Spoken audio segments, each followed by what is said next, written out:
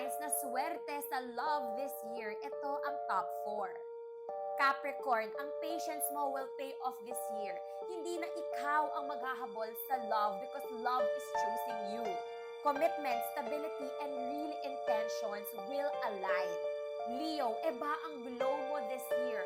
People will see you and want to pursue you. Ito ang taon kung saan ikaw ay i-admire, pipiliin at mamahalin ng malakas. Aquarius, ang uniqueness mo ay magnetic ngayong 2026. May mga unexpected connections at mga fate type meetings, yung mga meet cute, ganon.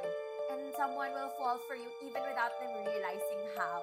And Cancer, your emotional depth this year is your superpower. You're attracting someone that feels like home. Yung hindi siya chaotic, it's safe love, it's soft love that lasts. Natawag ko ba ang iyong zodiac sign? Ako guys, Capricorn, so I am claiming it. As someone who keeps chasing for love, this time ako daw pipiliin. Baka very accurate siya. Sana.